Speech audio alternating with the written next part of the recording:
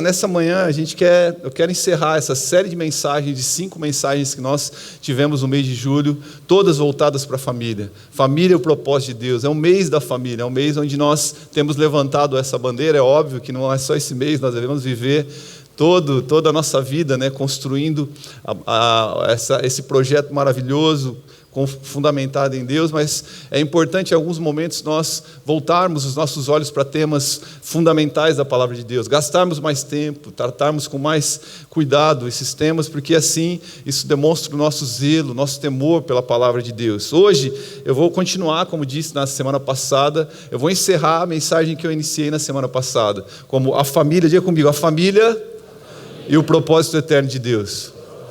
Nós começamos essa mensagem na semana passada falando que a família é a voz profética que Deus colocou sobre a terra para abençoar, para trazer o padrão, trazer as virtudes do reino de Deus, para estabelecer os valores e os atributos de Deus, porque quando Deus abençoa a família, em Gênesis capítulo 1, versículo 26, 27, a ideia de Deus, o propósito de Deus é que essas famílias pudessem manifestar as virtudes do seu caráter, porque ali Deus estava repartindo a bênção sobre a vida da família, para que uma descendência dedicada a Ele fosse estabelecida sobre a terra. Malaquias capítulo 2, versículo 15. A união matrimonial tem essa finalidade, depois você pode ler, nós falamos isso na semana passada, que a união matrimonial tem esse propósito de formar uma descendência consagrada a Deus, ou seja, uma descendência de filhos de Deus, e filhos de Deus, eles expressam as marcas do próprio Deus, amém, meus irmãos? E nós falamos, né, o tópico número 1, né, foi fortaleça os laços familiares. Falamos da importância de nós fortalecermos os nossos elos familiares, porque o próprio Deus, Criador da família, Ele é relacional, Ele é um Deus triuno, é o Deus Pai, Filho e Espírito Santo. Ele falou, façamos o homem a nossa imagem e semelhança, e Ele cria o homem para ser um ser relacional, assim como Ele é.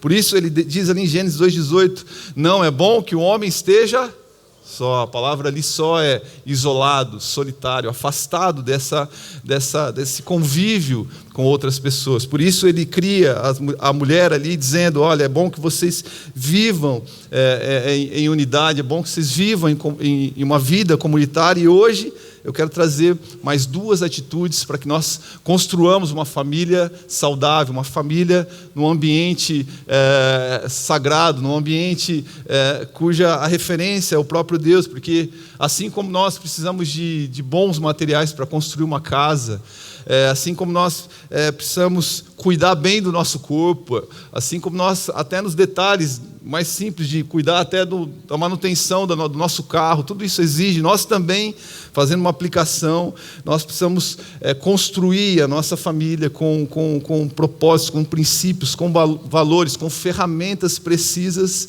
da parte de Deus, para que nós estabeleçamos uma família saudável, uma família bíblica, amém, meus irmãos? Por isso eu quero seguir essa mensagem com o ponto 2, você pode anotar aí, diga assim comigo, resolva o passado e o presente com o perdão. Vamos de novo? Resolva o passado e o presente com o perdão. Sabe, a gente não tem como a gente voltar lá para trás, como De Volta para o Futuro, aquele filme muito conhecido, né? Que ele voltava lá para trás, tentava mudar o seu passado para reposicionar as suas ideias, as suas decisões, mas nós podemos escolher como o passado pode afetar o nosso presente e o nosso futuro. Hoje nós podemos olhar para trás e ressignificar algumas coisas, tomarmos algumas atitudes para que nós possamos usar as marcas do passado e resolver as marcas do passado, construindo a nossa família hoje de forma que ela possa avançar e não ficar emperrada. Eu sei que, assim como Jeremias, o profeta Jeremias, ali em Lamentações capítulo 3, ele começa a falar do ambiente que ele está, ele começa a expor o seu coração, falar das tensões, das lutas que ele está a viver, ele começa a olhar o ambiente ao seu redor, as marcas que ele sofreu. Você pode ler isso depois de forma mais detalhada em Lamentações capítulo 3, e aquilo, quando ele começa a relatar, parece que quase ele vai para um lugar de depressão, um lugar teria uma tendência dele ir para um lugar de reclamação, de ficar naquele fosso, mas é interessante que em Lamentações capítulo 3, versículo 21, ele dá uma pausa nessas lamúrias, nessas tensões que estão ao redor dele. Ele diz assim: todavia, ele fala assim, todavia, mas eu estou olhando tudo isso ao meu redor, tudo parece muito escuro, muito sombrio, mas espera um pouquinho, todavia, porém, no entanto, entretanto, lembro-me também do que me pode dar esperança.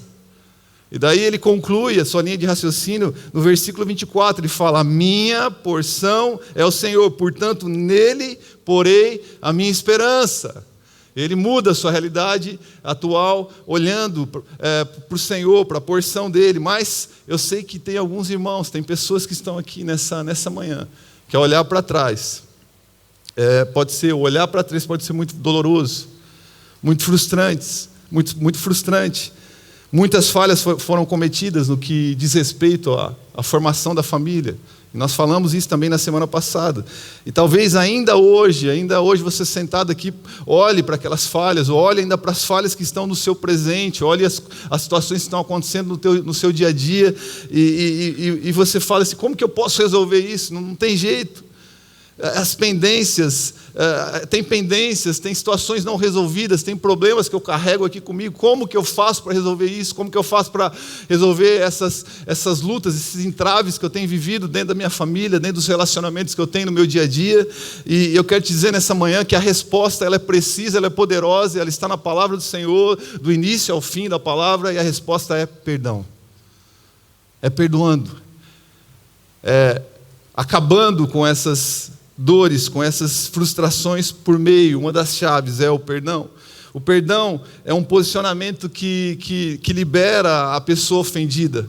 O perdão é um posicionamento que libera o ofensor, e o perdão é um posicionamento que libera Deus para agir na vida de ambas as pessoas que foram ofendidas ou ofensor. Porque Deus tem um compromisso com a sua palavra. Nosso Deus é um Deus que estabelece o perdão. Enquanto nós não entramos nesse fundamento, enquanto nós não obedecemos, ele não se move. Por isso, quando eu entendo o princípio do perdão, eu libero a pessoa ofendida, eu libero o ofensor, e principalmente eu libero Deus para que ele haja. O perdão é um dos temas centrais da palavra de Deus. Desde o Éden até a gente vai vendo essa revelação progressiva do perdão, a maneira como o Senhor vai perdoando, o Senhor vai estabelecendo esse princípio. Quando a palavra, uma das primeiras vezes que a palavra perdão aparece na Bíblia, em Gênesis capítulo 50, versículo 17, quando ali na própria relação familiar entre José e os seus irmãos, 22 anos depois. Então a gente vai ver daqui a pouco que o tempo não apaga as dores, os irmãos sofrendo uma luta, eles estão diante de José ali no Egito, 22 anos depois, eles estão na frente do seu irmão com dores, eles começam a pedir que José os perdoe. José, com uma percepção profunda e de conhecimento da presença de Deus, fala: eu sei porque o Senhor me trouxe aqui, Ele trouxe para que é um propósito, é uma agenda de Deus. E é a primeira vez que aparece ali em Gênesis capítulo 50, versículo 17, uma das primeiras vezes que aparece essa palavra perdão, e o significado ali no original, no hebraico, é remoção. É lançar para fora as demandas, é se livrar daquelas demandas, é um dos significados, remoção da culpa. E a gente vai ver nos sacrifícios do Antigo Testamento, todos eles apontando para Jesus, apontando para o perdão definitivo, sangue derramado, para que os pecados daquele povo fossem removidos, fossem perdoados. E a gente até chegar no Messias e nós encontrarmos ali em Jesus a expressão máxima de amor e perdão. Colossenses capítulo 1, versículo 14, fala que nele, em Jesus, nós temos redenção e o perdão dos nossos pecados. Efésios capítulo 1, versículo 7, fala que nós fomos redimidos pelo sangue de Jesus e que Ele perdoou as nossas transgressões. Eu poderia passar uma relação do quão profundo é o perdão de Deus, o quão profundo o Senhor nos ensina sobre esse propósito, sobre esse valor fundamental, que é uma marca do cristão. O cristianismo, a nossa vida como povo de Deus, o esteio, o fundamento da nossa caminhada como cristão tem tudo a ver, está misturado, está completamente enraizado com a cultura do perdão. Ninguém que está nesse salão, ninguém que está sentado aqui a me ouvir hoje, pode dizer assim: eu sou tão bom que eu não preciso ser perdoado, eu vou subir direto para o céu. Não, todos nós somos pecadores. Fomos perdoados por Jesus. Ali, 1 Pedro, capítulo 1, 1 Pedro 2,24 fala que Ele mesmo levou em seu corpo os nossos pecados sobre o madeiro. Eu já li Colossenses 1,14. 1 João 1,7, você pode ir anotando esses textos depois para você ler na sua casa. O sangue de Jesus, seu Filho, nos purificou de todo pecado. Um texto lindo, Colossenses 2, 13 e 14, fala que Ele perdoou todas as nossas transgressões, Ele cancelou o escrito de dívida que era contra nós, cravando na cruz do Calvário. Isaías 38, 17 fala que Ele afastou, Isaías falando dele mesmo: afastaste de mim todos os meus pecados. Miqueias capítulo 7, versículo 19, fala que Ele lançou os nossos pecados nas profundezas do mar. 2 Coríntios, capítulo 5, versículo 21, aquele que não tinha pecado, Deus o fez pecado por nós, para que nele nós nos tornássemos justiça de Deus. Nós somos justificados em Cristo Jesus.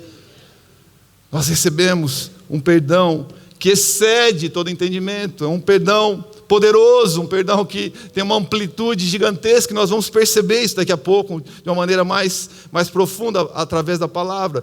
Olha o que o apóstolo Paulo disse em Efésios capítulo 4, versículo 32, quando ele está a falar sobre essa relação entre os irmãos, uma igreja nova de Éfeso, uma igreja com o pastor Timóteo, uma igreja que está numa localidade complicada, e o apóstolo Paulo começa a ensinar aquela igreja, a família, o corpo de Cristo, e que aquela igreja era uma conjunção, uma união de muitas famílias, de relações com o núcleo familiar, que se reuniam naquele corpo. Ele estava a ensinar alguns valores desse reino. Ele fala: sejam bondosos, compassivos uns para com os outros, Efésios 4:32, perdoando-se mutuamente, assim como Deus perdoou vocês em Cristo.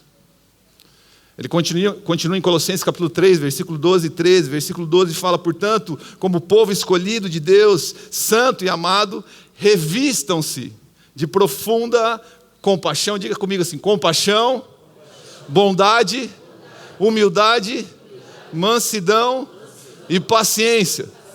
Aqui o apóstolo Paulo está dando uma série de recursos, uma série de princípios que devem ser vividos no nosso âmbito familiar, no corpo de Cristo. Uma família que tem compaixão, é como se ele antevesse, ele pré-anunciasse as virtudes daqueles que têm um coração apto a perdoar, apto a se reconciliar. Ele começa a trazer: ó, meu irmão, se revista de compaixão, enche o teu coração de compaixão, de bondade, humildade, mansidão. Sabe por quê? Isso vai ajudar vocês a fazerem uma coisa. Ele continua no versículo 13, diga assim comigo: suportem-se. Essa palavra, ela às vezes é usada de maneira pejorativa, mas a ideia aqui é de se apoiar, é de caminhar junto, de trazer o irmão para perto, de trazer o teu filho para perto, trazer sua esposa para perto, suportar ela em amor, carregar ela nos momentos que ela estiver fraca, carregar ele, orar por ele nos momentos que ele precisar da tua união. É um suportando o outro em amor, em compaixão, em humildade, em paciência. Suportem-se uns aos outros e perdoem as queixas que tiverem uns contra os outros. E não é se vão acontecer queixas, é quando. Não vai acontecer. Não vai, mas vai acontecer. Basta você abrir os olhos, respirar. Quem respira aqui, quem bate o coração, é natural. As relações, elas geram isso, e isso produz crescimento. É nas tribulações da vida que nós somos amadurecidos. E ele termina falando: perdoem, assim como o Senhor lhes perdoou. Essa é a medida do perdão. Essa é a régua do perdão, assim como. Mas alguém pode dizer aqui nessa manhã: ah, pastor, você não tem ideia de como é minha família. Você não tem ideia de como é quando todo mundo está junto. Você não tem ideia de como é o convívio, como é a comunicação. Por isso você está a falar assim. Mas eu quero te dizer nessa manhã, não importa o tamanho, não importa a demanda, não importa a dificuldade, não importa a resistência, o perdão de Deus, ele tem poder para transformar ambientes, para trazer cura. Nós vamos perceber isso daqui a pouco, porque não é o nosso perdão, não é na nossa capacidade, é assim como Deus, assim como Ele faz, assim como Ele fez. Meu irmão, a nossa memória é um pouco fraca. A gente começa a caminhar com Jesus e a gente tem uma tendência de cada vez mais se familiarizando com esse ambiente. A gente começa a se acostumar com essa ideia de vir e sair de reuniões, de vir e sair de pequenos grupos, e sem perceber a profundidade de tudo que nós estamos a viver, a profundidade do que Cristo fez por nós. As nossas relações começam a se enfraquecer porque nós perdemos o entendimento, ou deixamos esse entendimento escorregar por nossas mãos. Nós temos, como seres humanos, a tendência de se esquecer. Por isso que ali Jeremias fala: traga a memória, enche a tua mente, enche o teu coração, porque nós temos a tendência de nos esquecermos de tudo o que Deus fez por nós, quem nós éramos, onde nós estávamos, até experimentarmos esse amor maravilhoso de Jesus que transformou a nossa vida. E tudo isso tem a ver com essa palavra: perdão. Perdão. Eu vou precisar tomar bastante água hoje, meus irmãos. Está quente. Quem está com calor? Tudo isso tem a ver com perdão. Ali em Mateus capítulo 18, versículo 21, Jesus está a ensinar a Pedro sobre o perdão. E Pedro, como alguém com uma personalidade forte, como alguém que tinha opinião, com bastante iniciativa, ele chega a Jesus ali e fala: Jesus, até quantas vezes eu devo perdoar? E ele já achando, fazendo uma pergunta, sabe, faz a pergunta já para dar a resposta, para sair por cima. Sabe quando você faz a pergunta, quase, eu vou fazer, mas eu já sei, é só para eu me garantir aqui, mostrar para ele, para o mestre, que eu estou sabendo das coisas. Fala: quantas vezes eu vou ter que perdoar? 7 vezes, Jesus? Ele nem espera Jesus responder, ele nem espera Jesus falar, dar a resposta, ele já dá, falando 7, número da perfeição. Eu vou estar, eu vou estar dando uma resposta para ele precisa, uma resposta alinhada, né, ao que está no coração de Jesus. Mas Jesus olha para ele e fala: não, Pedro, você não entendeu ainda. Não é 7 vezes, são 70 vezes 7. 490 vezes, Pedro. E aí Jesus começa a esticar ali nesse mesmo texto ali. Se você desce um pouco mais, eu não vou ler por causa do nosso tempo, ele começa a esticar esse tema, ele começa a ensinar os seus discípulos, falando sobre uma parábola profunda e que revela o coração perdoador de Deus e o tamanho do perdão de Deus para conosco. Ele começa a trazer a história de um credor incompassivo, ele começa a comparar esse ato do perdão com o que Deus fez por nós. Ele fala assim que o reino de Deus é como um rei que vai acertar as contas com um dos seus servos, com um servo seu. E esse servo deve 10 mil talentos para esse rei. A dívida desse servo é de 10 mil talentos. E diz a palavra que esse servo chega com o coração contrito, pedindo misericórdia para esse rei, que o perdoasse dessa dívida. E a palavra fala na parábola, Jesus vai ensinar sobre o perdão, que esse servo, ele foi perdoado da sua dívida. E que tamanha dívida? Diga comigo assim: 10 mil talentos. Mas fala que esse servo encontra um conservo pelo caminho e que a dívida desse conservo era, diga comigo, 100 denários. E que este servo não tem misericórdia do seu conservo e não lhe perdoa. Essa história chega até o rei, esse homem sofre as consequências da sua decisão egoísta, avarenta. E é ali disciplinado pelo rei, ele sofre com a sua atitude. Mas o que eu quero trazer, a ênfase desse texto, é o tamanho do perdão deste rei, que representa o próprio Deus, que representa o próprio Jesus. Porque ao falar sobre o rei, Jesus diz que a dívida que este servo, que representa a nossa figura, tinha com esse rei, era de 10 mil talentos, para mostrar o tamanho do perdão de Deus, o tamanho da sua graça sobre nós. Se a gente começa a estudar esses números e trazer os dias atuais, 100 denários, que era a dívida do conservo para conservo, representava 100 dias de trabalho. Os 10 mil talentos que este servo devia para o rei, valem nos dias atuais 160 mil anos de trabalho braçal. Uma dívida de 23 bilhões de euros, ou seja, uma dívida impagável. Uma dívida que não se pode medir. Era isso que Jesus estava a falar para quê? Para os seus discípulos. A dívida que vocês tinham, o tamanho do problema, o tamanho da culpa que vocês tinham, ela era impagável, era impossível que um homem pudesse pagar por força, por mérito, por trabalho braçal, mas eu, na cruz do Calvário, cravei os seus pecados, a dívida impagável foi paga com meu sangue. Esse é o perdão de Deus para nós. Nós não podemos pagar, meus irmãos. Não há nada que nós possamos fazer para merecer a salvação em Cristo Jesus. Mas eu quero que nós entendamos um pouco mais, no aspecto mais prático, o perdão. Primeiro, entendendo o que não é perdão. Entender o que não é perdão vai nos fazer entender o significado real dessa palavra, de uma maneira mais prática. Eu creio que muitos desses princípios podem ser aplicados no dia a dia da nossa família, no dia a dia, nas nossas relações como corpo de Cristo. Primeiro, o perdão, diga comigo assim, não é um sentimento. Não é algo que eu preciso sentir. Não é algo, deixa eu sentir, eu não estou sentindo. O perdão não é um sentimento. O perdão, ele jamais seria liberado. O nosso coração é corrupto, nosso coração é duro, é uma pedra muitas vezes.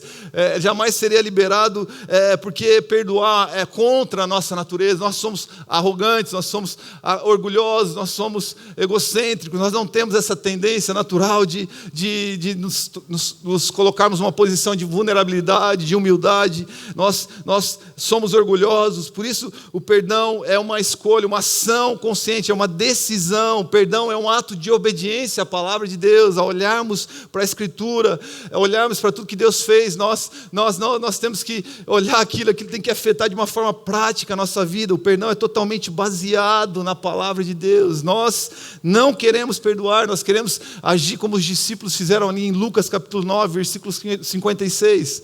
A Bíblia fala que nos últimos dias de Jesus, nas últimas semanas, os discípulos são mandados à frente por Jesus para que eles pudessem, ali com Jesus, passar por uma cidade samaritana. Aquele povo não permite que Jesus passe por sua terra. Fala, vocês não vão passar por aqui. A palavra diz que João fala para Jesus, então vamos mandar vir fogo do céu para queimar esse povo, esses egoístas, esses incircuncisos, esse povo sem vergonha. E Jesus fala em Lucas 9,56, fala, não é assim que eu resolvo as coisas, irmão. Não é dessa maneira, porque o Filho do Homem não veio para destruir, mas ele veio para salvar. Ele veio para perdoar. Nós queremos fulminar, nós queremos agir de forma precipitada, mas como filhos de Deus, nós precisamos, pela fé, nos apropriar desse princípio, desse mandamento bíblico. E muitas vezes vai ser pela fé, ou todas as vezes vai ser pela fé, é um ato de fé. A gente crê no nosso coração que esse princípio é o que traz vida, que liberta a nossa vida, que libera o ofensor, libera as nossas vidas, libera Deus para agir. A gente age por fé, a gente crê nesse princípio, e depois os sentimentos vão nos acompanhar. É necessário fé. Lucas 17, 3-5, Jesus também está a ensinar seus discípulos sobre esse princípio do perdão. Ele começa a dizer ali, tomem cuidado, se o seu irmão pecar, repreenda-o, e se ele se arrepender, perdoe-lhes. E é interessante aí que Jesus estica ainda mais, porque ele fala do 70 vezes 7, aqui ele vai falar de algo ainda mais nobre, mais difícil, meus irmãos. Porque eu duvido que alguém aqui já tenha acontecido com alguém o que Jesus vai dizer aqui no versículo 4, que ele fala, se pecar contra você 7 vezes no dia, e 7 vezes voltar a você e disser, estou arrependido, dá uma chapada nele. Você não aprendeu nada, seu sem vergonha. Você não entendeu nada, 7 vezes, de novo. É isso que Jesus fala. Perdoe-lhe. Os apóstolos olham para Jesus com seu olhar natural, com seu olhar humano, e a resposta é tão espontânea, tão genuína, e eu acho que seria talvez a resposta de todos nós. Então ele fala, então Jesus, aumenta a nossa fé. Aumenta a nossa fé. mostrando claramente que perdoar é um ato de fé, é um ato celestial, um ato que se apoia em crer no Filho de Deus, em crer que Ele nos amou, que Ele nos perdoou. Nós nos sentimos tão constrangidos, tão amados, tão perdoados. Nós tomamos posse desse princípio e começamos a aplicar ele na nossa vida de real, nas nossas relações com a nossa esposa, com os nossos filhos, porque nós começamos a olhar para Cristo, olhar para a palavra, olhar para os princípios e nos constrangemos e agimos em fé. Perdão também, meu irmão, não é negar ou ignorar a ofensa. Se não é um sentimento, também não é negar ou ignorar a ofensa. Vamos esquecer disso. Não vamos falar mais isso, não. Vamos colocar uma pedra sobre esse assunto. Depois a gente vê. Vai passar. A gente vai se esquecer.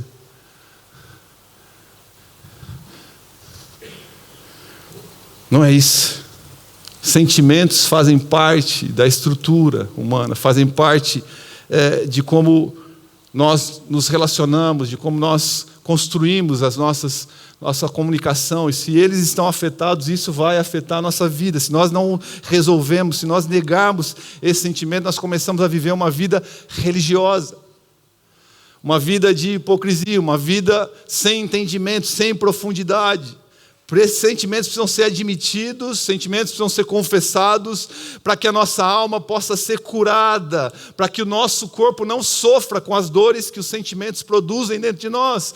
Nesse exato momento, nesse exato dia, tem pessoas em clínicas de médico, em clínicas psiquiátricas, pagando séries e mais séries de aconselhamento psicológico. Nós não temos nada contra isso, mas elas talvez estariam totalmente curadas em suas depressões, em seus sentimentos destrutivos, se elas simplesmente olhassem nos olhos de algumas pessoas e falassem assim: perdão, ou eu te perdoo, que são chamadas as doenças psicossomáticas. Hoje, grande parte dos consultórios, dos hospitais, estão cheios de pessoas que são diagnosticadas com um gatilho, começa com sentimentos não resolvidos, uma união, uma aglomeração de sentimentos ruins, são chamados de doenças psicossomáticas. As pessoas começam a ter dores de cabeça, feridas no corpo. Pastores que eu já conversei, saindo com feridas purulentas na cabeça, caindo o cabelo, e aí eles começam a ir para o médico, começam a buscar, falar: pastor, você precisa parar um pouco, você precisa sair de férias. Você são reflexos do seu corpo, das demandas, sentimentos, pessoas que estão amarguradas, tristes, dores no corpo, nas juntas, nas articulações. Talvez sejam pessoas que estão a somatizar tantas coisas, tantos sentimentos, tantas coisas não resolvidas, jogando para debaixo do tapete. Tem uma frase de um autor desconhecido que fala que a falta de perdão é como um copo de veneno que você toma esperando que o outro morra. Você engole, você toma para si, achando que vai resolver, e na realidade você está consertando um problema com outro problema. E agora você tem 2 problemas. Daqui a pouco 3, 4, 5.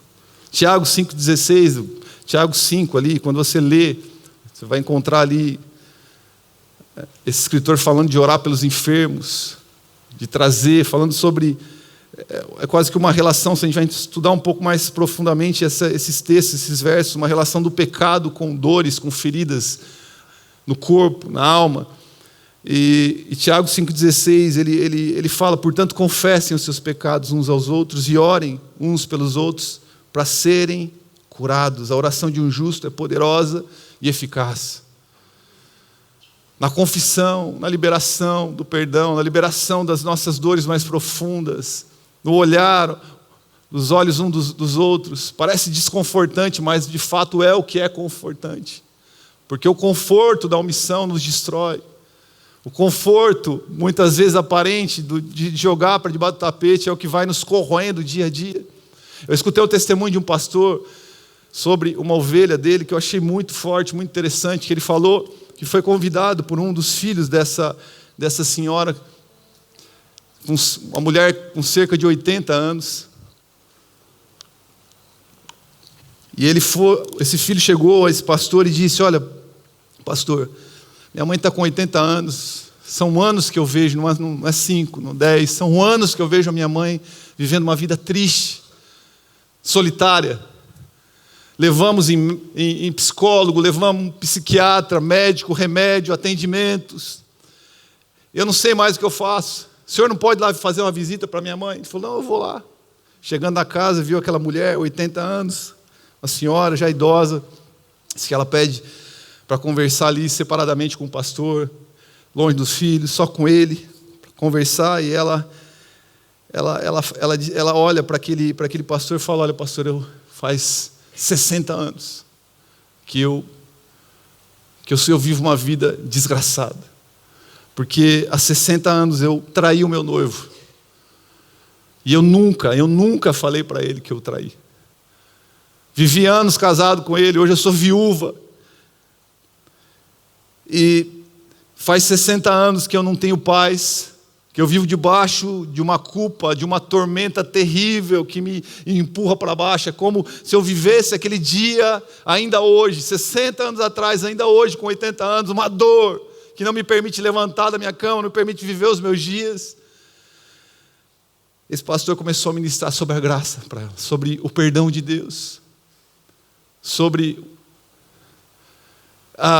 esse amor que nos alcançou antes mesmo que nós merecêssemos. Essa mulher recebe a exposição do Evangelho. Esse pastor fala que ela se rende, ela se arrepende, ela se lança ali, se arrepende diante de Deus, se arrepende diante da presença de Jesus. E ele contou que é lindo que Jesus, mesmo depois de tantos anos, começa a fazer na vida dessa mulher, a alegria entrando no seu coração. Ela foi batizada, ela começou a ser discipulada, começou a participar efetivamente da vida da igreja, porque ela confessou, ela se arrependeu. Ainda é tempo. Ela aceitou o perdão.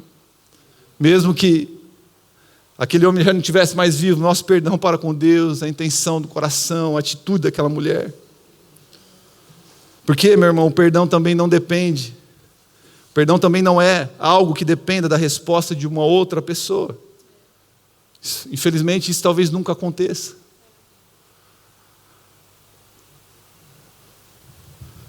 O perdão não depende da permissão de outra pessoa. Eu não vou lá porque ela não vai me perdoar, eu não vou fazer isso porque eu já sei no que vai dar, vai virar barraco esse negócio. Vai virar briga. Por isso que é importante, quando nós vamos pedir perdão, é não usar uma palavra muito importante, que é o mas. Me perdoe, mas. Daí o mas dura mais do que o perdão. O perdão é uma frase e o mais é um texto, uma dissertação.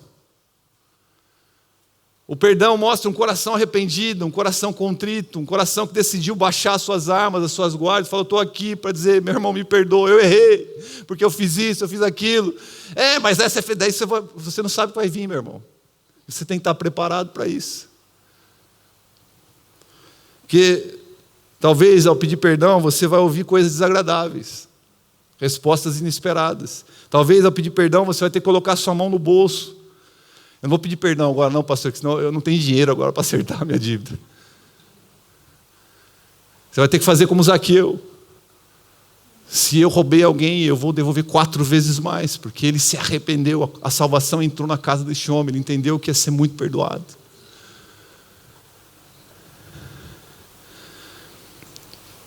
O perdão é algo que acontece primeiro entre você e Deus, o seu compromisso primordial é para com Deus. É com Ele, é a Ele que nós vamos prestar conta de tudo que nós temos feito aqui. É independente do que a pessoa está a falar ou não está a falar, eu vou me posicionar em Deus, eu vou agir em Deus. Eu sei que ao agir em Deus, Ele vai me abençoar, porque Ele tem um compromisso com a palavra dEle. E depois isso se estende à pessoa, depois Deus vai falar com a pessoa, vai falar com você, mas primeiro o teu compromisso é com Deus. E finalmente o perdão não é uma ação que apaga instantaneamente os seus sentimentos.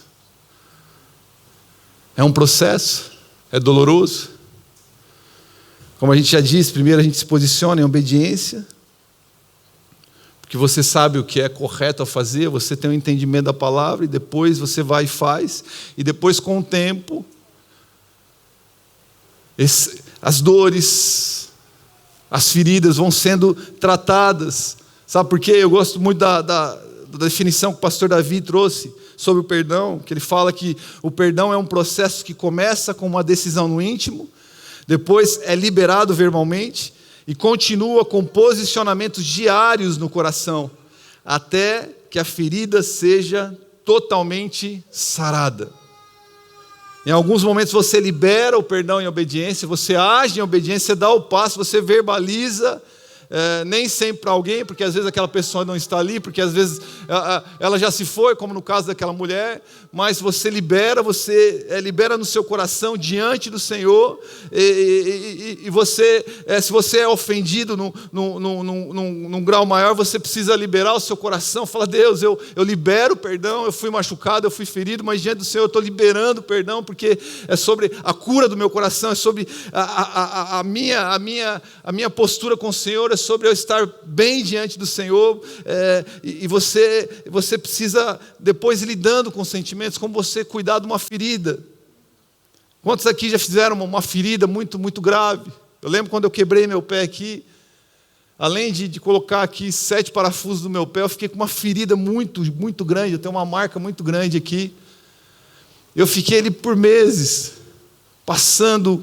limpando essa ferida, formava casca, formava pus, formava aquelas dores. Era um processo, semana após semana, aquela ferida, os pensamentos vão vir, as lembranças vão vir, você precisa declarar diante de Deus: Senhor, eu libero, Senhor, o Senhor já levou sobre si as minhas dores, a minha justiça é o Senhor, a minha graça é do Senhor, a graça veio do Senhor, eu não vou deixar que isso tome conta do meu coração, Senhor, novamente o joelho no chão, orando: Senhor, eu libero, Senhor, o Senhor me amou, eu quero amar como o Senhor amou, eu quero perdoar como o Senhor perdoou, e você vai limpando o seu coração, você vai colocando esses sentimentos até que isso acabe, se finalize, se torne apenas uma cicatriz. Você vai se lembrar: eu tenho uma cicatriz aqui, eu tenho no meu pé, eu lembro o que aconteceu, o fato, lembro do dia, mas isso não produz mais dor, não há mais dor, está completamente curado. O problema é que muitas pessoas desistem desse processo, porque ele é extenuante, ele exige decisões diárias, ele exige postura, ele exige uma intimidade profunda com Deus, para que você não fique ali a sofrer, a viver uma vida amargurada. É importante que a gente faça uma sondagem no nosso coração, para que a gente olhe para nós mesmos hoje, diante de situações que aconteceram no passado, estão acontecendo hoje, se nós não estamos de fato a viver uma vida amargurada por falta de perdão, por falta de relacionamentos não tratados, por falta de comunhão íntima. Talvez alguns estão vivendo o mesmo teto com seus filhos, com a sua esposa, com parentes, com irmãos da igreja, e você não consegue olhar no olho, você não consegue cumprimentar. Essa é uma marca de alguém que não está resolvido ainda. Tem alguns sinais que eu quero trazer para você, para que podem te ajudar a perceber se nós estamos a viver debaixo de uma amargura por falta de perdão. Primeiro é a dificuldade em ouvir a voz do ofensor. Não fala no nome dessa pessoa aqui, desse abençoado, para não falar outra coisa. Aqui dentro dessa casa não se fala sobre essa pessoa. Aí seus filhos vêm e participam, você gera amargura no teu filho, gera amargura nos irmãos. Não vamos conversar não sobre esse cidadão, essa cidadoa. Uma mente, outros vão para outro extremo, uma mente ocupada excessivamente com ofensa. Você diz que perdoou, você diz que está liberado, mas de repente você está ali no pequeno almoço, você está a almoçar, sai uma palavra, olha, uma lembrança, uma indignação. Estou fazendo isso agora por causa do fulano. Estou com esse problema, estou com essa dor por causa dele. Uma ira crescente no coração. Você pensa na situação, pensa na pessoa, pensa no relacionamento, aquilo te traz uma ira. Quase que descontrolado, você quase que quer resolver a situação na força do seu braço. Aquilo ocupa as tuas emoções, te traz um ódio, traz pensamentos de vingança, você começa a maquinar como você vai prejudicar a vida daquela pessoa, direta ou indiretamente. Não pode ficar por baixo, eu não vou ficar atrás, eu não vou deixar isso barato. Ali na frente ela vai pagar. Ela vai ver o que vai acontecer. Uma alma triste. Você começa a ficar triste, abatido. E ali em Provérbios capítulo 17, versículo 22, fala que um espírito abatido seca os ossos. Como aquela senhora de 80 anos, seca, rija. Você começa a baixar a tua cabeça, a viver em função daquela pessoa.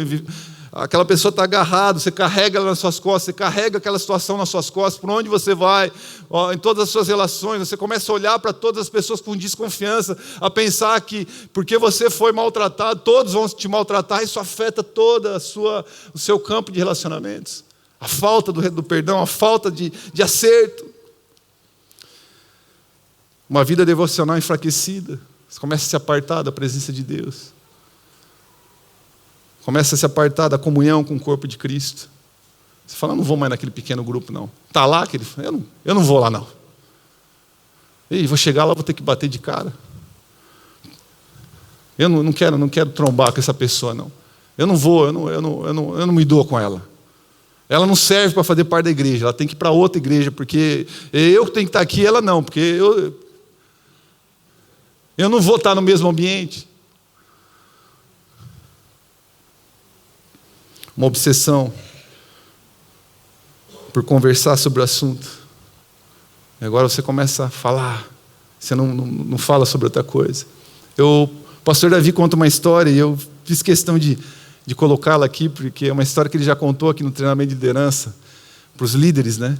E que eu relembrei essa história ouvindo dele, em que ele foi tratado diretamente nessa área. Tempos atrás, quando ele nem era pastor ainda, ele já contou essa história mais de uma vez para mim. Eu acho que descreve muito as nossas relações, tanto como igreja, como na nossa vida familiar, mas ele fala que o pastor Davi é formado em engenharia mecânica, ele começou a trabalhar com um irmão da igreja, que também é engenheiro, eles viajavam juntos, no mesmo carro, para ir fazer os trabalhos, e durante a viagem, esse irmãozinho da igreja que ele participava, lascava de falar mal do pastor. Pastor Miguel. Falecido pastor Miguel, um homem de Deus. Miguel Piper, fundou a igreja lá na comunidade cristã em Curitiba. E pastor Davi, esse homem começou a falar mal e reclamar. E daí o pastor Davi diz que com o tempo, aquela reclamação, ele começou a dar ouvido e não se posicionou. Não falava nada, diz que aquilo começou a fazer mal para ele. E o pastor Miguel, que ele olhava e que ele admirava, ele começou a olhar com outros olhos.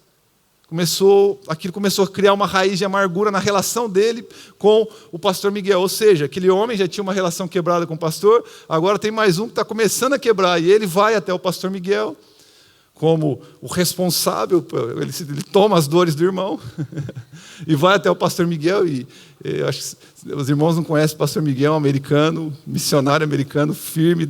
O pastor Miguel era um pastor firme, reto nas palavras, um homem de Deus, profético. Ele fala, até anotei, ele fala assim, que o pastor Davi falou, olha, pastor Miguel, está acontecendo uma situação com o irmãozinho lá, olha, tá. Aí o pastor Miguel fala assim para ele, Davi, o Senhor te chamou para resolver esse problema? Ele colocou sobre os seus ombros a responsabilidade de resolver esse problema? Meu irmão, nós já estamos lidando com esse irmãozinho faz anos. Você está ouvindo um lado, Davi. Você não ouviu o outro. E aí, foi uma conversa rápida, porque ia ter uma noite profética, em que os líderes, o pastor Davi não era nem pastor, ele era líder, começou a reunião, foi uma conversa de antes dessa reunião, que já começa. Diz que um profeta chama o primeiro casal para ser ministrado, chama o pastor Davi e Mônica lá na frente, profetiza muitas coisas, fala sobre o futuro, ora por eles, mas diz que esse profeta tem uma visão bem direta. Fala, Davi, eu comecei a ver uma caçamba e pessoas jogando entulhos sobre essa caçamba, jogando lixo dentro dessa caçamba, e essa caçamba era você. Entre outras profecias, falou, e nessa hora, o pastor Davi estalou a mente dele, lembrou dessa situação, falou, eu não vou ser mais caçamba. Eu não vou mais receber entulho. Diz que foi para a viagem com aquele irmão. Viajou durante a estrada. Novamente o irmão veio para falar mal. Ele falou, meu irmão, deixa eu te falar uma coisa. Eu não tenho problema com ele. Se você tem problema com o pastor, vai lá e resolve. Fala com ele. Acerta a tua vida. Porque eu não vou ouvir mais. Eu não vou ouvir, meus ouvidos não vão, porque eu não fui designado por Deus para resolver, você precisa resolver, falar com o teu irmão, porque eu não vou ser mais caçamba, não vai entrar mais lixo aqui. E disse que a partir daquele dia, esse irmão parou de falar. Porque ele falou, procure o pastor e resolva, senão eu não vou mais te ouvir. Mateus capítulo 18, versículo 15, fala assim, se seu irmão pecar contra você, vá a sós com ele, mostre-lhe o erro. Se ele ouvir, você ganhou o seu irmão. Acerta o problema, vai aonde você pode resolver e não envolva mais pessoas, porque isso vai gerar uma raiz de amargura. Construa pontes e não muros, meus irmãos. Construa pontes e não muros. Tem pessoas fechando o caminho de relacionamento, colocando tapumes, colocando sentimentos, colocando placa na vida de pessoas, deixando de ter comunhão com elas, simplesmente por orgulho, por altivez, por não se arrepender e chegar lá no irmão. Você não precisa ser a melhor amiga de todo mundo, mas você pode cumprimentar, você pode dar um abraço, você pode manter a comunhão saudável no corpo de Cristo e ter paz uns com os outros. Por isso, meus irmãos, se algum desses sinais tem vindo sobre o seu coração, avalie o teu coração, as suas relações familiares, a sua relação com os seus irmãos, se isso está acontecendo no seu coração. No final dessa reunião, nós vamos ter um tempo de orar. Vai para a presença de Deus, libere perdão, perdoe, deixa Deus falar com você. Se você foi realmente injustiçado, coloque tudo nas mãos do Senhor, permita Ele tratar com o seu coração, tratar com o coração da pessoa que te feriu, em nome de Jesus, amém, meus irmãos? E eu quero finalizar a palavra de hoje, trazendo um próximo ponto e o último, sobre uma atitude fundamental para que nós possamos conservar um ambiente de saúde, de crescimento e de desenvolvimento de famílias poderosas sobre a terra, que é, diga comigo assim, decida amar até o fim. Olha para a pessoa que está do seu lado e fala isso para ela aí.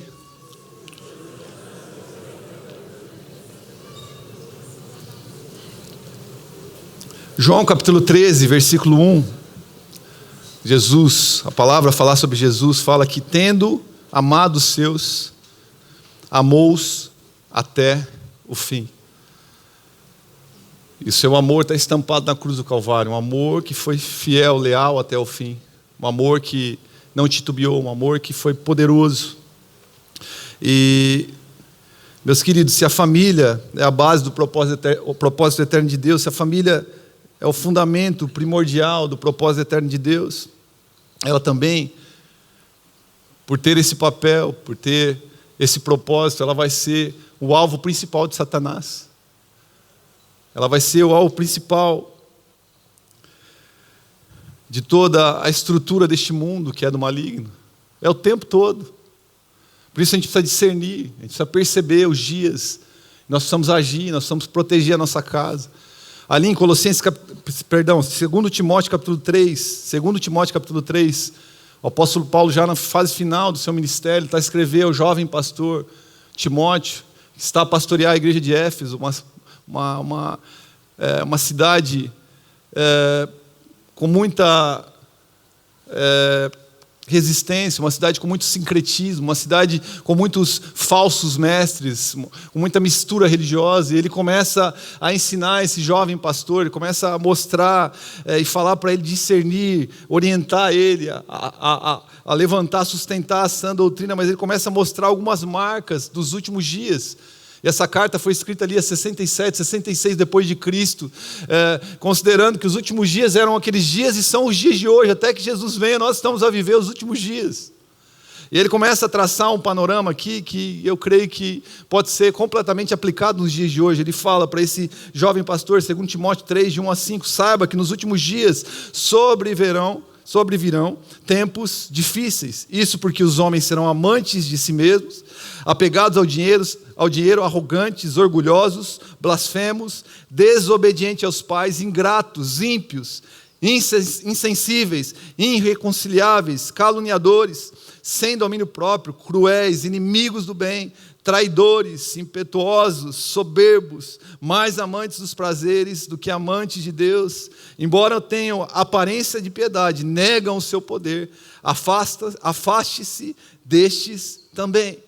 Se afaste desses homens, Timóteo, Porque ele começa a traçar todos os atributos dessa geração, as marcas destes homens, homens sem a presença de Deus, homens sem o Espírito Santo, homens e mulheres de Deus distantes da comunhão, homens e mulheres completamente tomados pelo orgulho, pelo pecado, pelas obras da carne, e ele vai traçar que essa geração que é formada por famílias, porque a sociedade é formada por família, são famílias onde os filhos são desobedientes aos pais.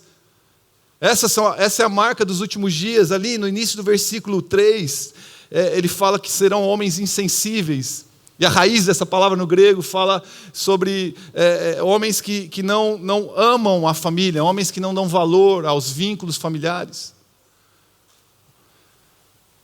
Satanás, ele tenta corromper, e ele está a corromper essa estrutura fundamental, porque ele sabe, se ele destruir a família, se ele apagar o amor, se ele apagar esse cuidado, esse elo fundamental, a família estará à mercê. Por isso que Jesus diz em Mateus 24:12, devido ao aumento da maldade, nos últimos dias o amor de muitos se esfriará, mas aquele que perseverar até o fim será salvo.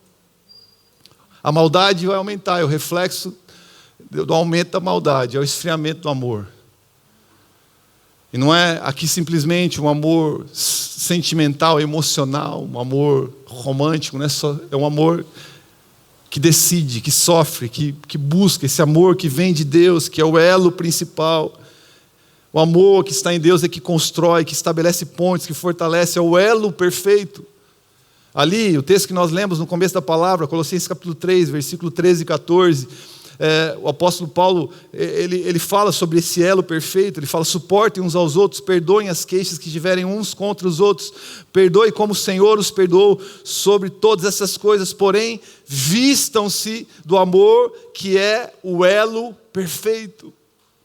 Se revistam, deixem ser completamente tomados por esse amor, porque esse amor é o elo perfeito. Se vocês estiverem revestidos desse amor, se vocês estiverem imersos nesse amor, vocês vão amar até o fim, vocês vão amar com todas as forças, mas a falta de amar, a falta do toque, da decisão do amar, de ir até o fim, está muito relacionada ao nosso desconhecimento do próprio Deus, da comunhão com Ele. 1 João 4,8 diz: quem não ama, não conhece a Deus, porque Deus é amor. Vá falar com a Fernanda sobre esse texto, que profundo. Quem não ama, não conhece a Deus. E aqui, a raiz da palavra fala sobre o significado de conhecer. Aqui é quem não tem comunhão com Deus, quem não tem relacionamento, intimidade com Deus, não conhece, não vai conhecer. Não vai conhecer o amor. A falta de expressão de amor, se eu não revelo esse amor, se eu não exponho esse amor, se eu não estou a agir com esse amor que vai até o fim, com esse amor que não é destruído por qualquer erro, qualquer falha. Muitas vezes isso mostra a minha relação fraca com Deus, a minha relação de comunhão fraca, a minha relação inconsistente com Deus. Eu posso até ir para a igreja, eu posso ir até para a célula, eu posso até dizer que eu conheço a Deus, mas talvez o que você tenha são apenas informações sobre Deus, meu irmão. Tem muita informação, tem muito conhecimento, tem muita letra na tua vida, mas falta ação. E se falta ação, é porque falta comunhão, falta intimidade, falta conhecer o coração de Deus, porque as palavras de Deus e as suas ações estão em completamente harmonia. Deus não nos amou em palavra, Deus nos amou em ato, Deus nos amou em enviar o seu Filho, porque Deus amou, Ele entregou. É isso que Ele faz.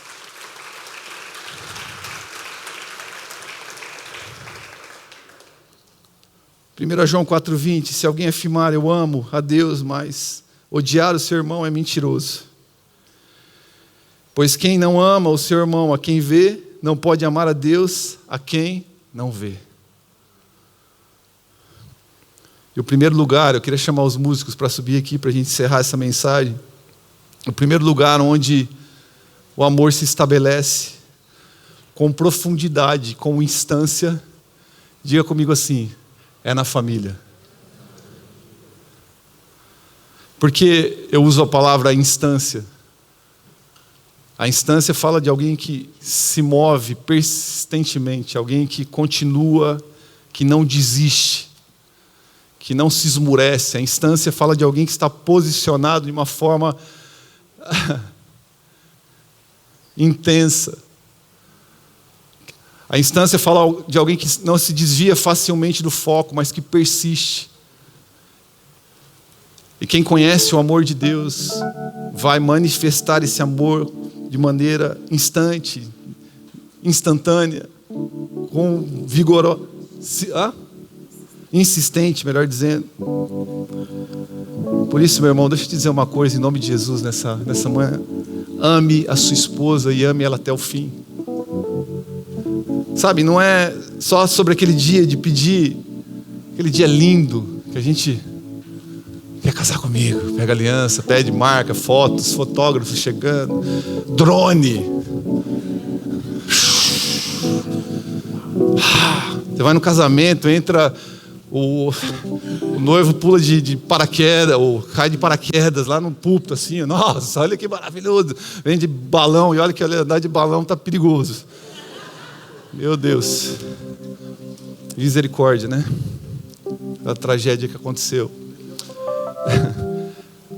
Mas tem gente fazendo um estardalhaço, votos, fogos de artifício. Passa um tempo e fala, ai pastor, eu não amo mais.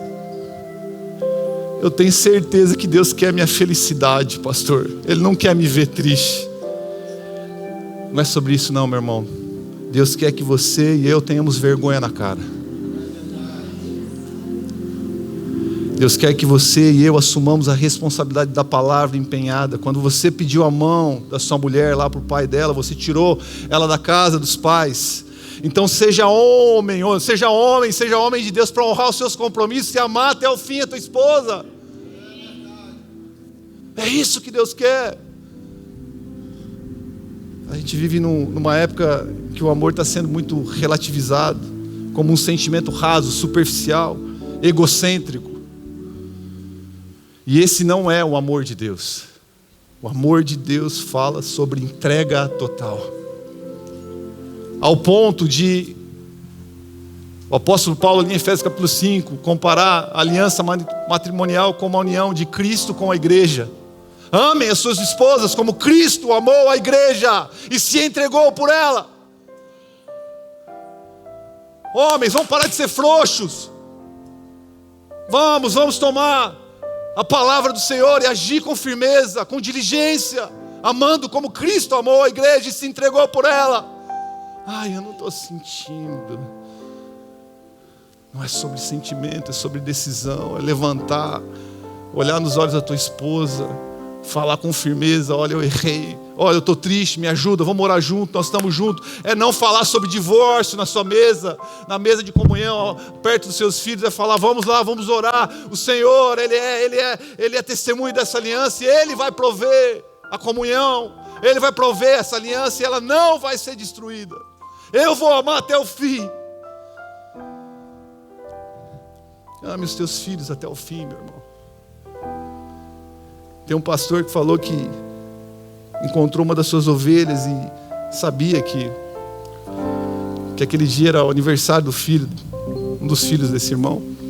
E sabia que esse filho tinha saído de uma forma desonrosa da sua casa, tinha desobedecido seus pais, saído sem acerto, tirando a autoridade dos pais. Havia uma dor muito grande. E aquele dia era o dia do aniversário. Esse pastor chega até esse irmão e fala, ei, hoje é aniversário dele. Mas saiu de casa, eu não quero nem saber, não vou nem falar com ele. Me desonrou. Eu falo, não, meu irmão, liga para ele. Ame ele até o fim. Liga para ele, fala para ele, filho, estou te ligando para falar que você é meu filho, que eu te amo. Nós temos uma aliança. Eu estou aqui pronto para orar com você, para caminhar com você. Você continua sendo meu filho. Você tem lugar no meu coração. Ame o teu filho até o fim. Sabe, meus irmãos, nós precisamos aprender um princípio valoroso da palavra de Deus. Nós precisamos entender que nosso cônjuge, nosso filho, nossa esposa, nós não somos inimigos. Nós pelejamos pela mesma causa, nós andamos por um propósito, que é abençoar a terra. Tem maridos tratando as suas esposas como rivais, quando o problema dela é o teu e o teu é o dela. Talvez o reflexo da irritabilidade da tua esposa é a falta de hombridade, a falta de amor, meu irmão. A falta de você levar ela para jantar um dia e tratar ela com dignidade. Talvez a tristeza do teu esposo, a cabeça baixa dele seja você, mulher irritante, uma goteira, a mulher de provérbio, ela é uma goteira na cabeça do seu marido. Tenta o tempo todo corrigir o seu marido. Deus te chama para honrar o teu marido, para orar, colocar o teu joelho no chão, clamar por ele, minha irmã. Abençoando a vida dele, com instância até o fim. Se ele for muito cabeça dura, chama um conselheiro, a multidão de conselheiros da sabedoria. Ninguém caminha sozinho no casamento. Eu estou casado há 20 anos, eu posso contar, não foi uma, nem duas, nem três, nem quatro, nem cinco vezes que eu busquei conselho junto com a minha esposa, e foi a melhor coisa que eu fiz. Eu não abri meu casamento para muitas pessoas, mas eu abri para pessoas que podiam me ajudar, e há gratidão profunda no meu coração porque eu fiz isso. Eu sou um homem melhor, eu tenho uma esposa melhor, porque nós decidimos abrir a nossa vida, partilhar o nosso coração, e nós fomos muito agraciados. Você está numa casa onde há conselho, meu irmão. Faça isso, pare de sofrer sozinho, porque isso é o que mais Satanás quer. Ele quer que você se torne uma ilha, isolado, para que ele se torne presa fácil na mão dele, se torne alvo fácil, porque Satanás é orgulhoso, ele não se arrependeu, ele é mentiroso, ele é destruidor desde os tempos mais remotos. Ele continua sendo esse mesmo ser que quer destruir, quer mentir, quer destruir os valores da família. Mas a nossa âncora não está firmada nesses valores satânicos. A nossa âncora está firmada em Cristo, e Cristo se entregou e nos amou até o fim, com um amor completamente absoluto, com um amor completamente profundo. Amados, amemos-nos uns aos outros, pois o amor procede de Deus, e aquele que ama é nascido de Deus e conhece a Deus. Amados, vamos amar uns aos outros, porque o amor vem de Deus, e todo que ama é nascido de Deus e conhece a Deus. Quem não ama a Deus não conhece, pois Deus é amor. Amados, vamos amar uns aos outros. 1 João 4, 7 e 8. Essa canção que eu cantava para as crianças. Conseguiu pegar? Amados, vamos amar uns aos outros, amar uns aos outros, porque o amor vem de Deus, e todo que ama é nascido de Deus e conhece a Deus. Quem não ama a Deus não conhece, pois Deus é amor. Amados, vamos amar uns aos outros. 1 João 4, 7 e 8. Amém?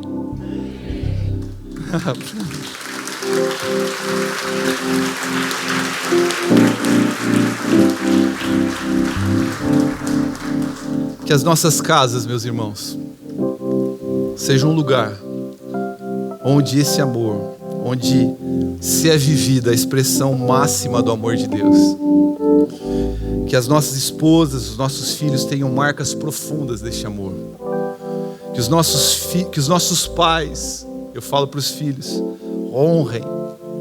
Que os nossos pais sejam honrados e amados até o fim pelos filhos dessa casa. Que você ame e honre os teus pais até os últimos segundos de vida deles. Abrace muito seu pai. Beije muito sua mãe. Beije seu pai também. Eu tenho ensinado, eu ensino lá em casa. Eu abraço, eu beijo meu filho, eu amo, honro a vida dele, trato ele com amor. Minha filha, eu quero que dentro do seio da nossa família eles possam experimentar o amor mais profundo da palavra de Deus. Que eles vejam esse amor multifacetado, que ama, que abraça, mas também corrige. Que olha nos olhos e fala: você está errado. Você não vai por esse caminho. Isso não vai dar certo. Você não vai para aquele lugar. Você vai perder o acesso. Eu vou tirar o acesso porque eu te amo.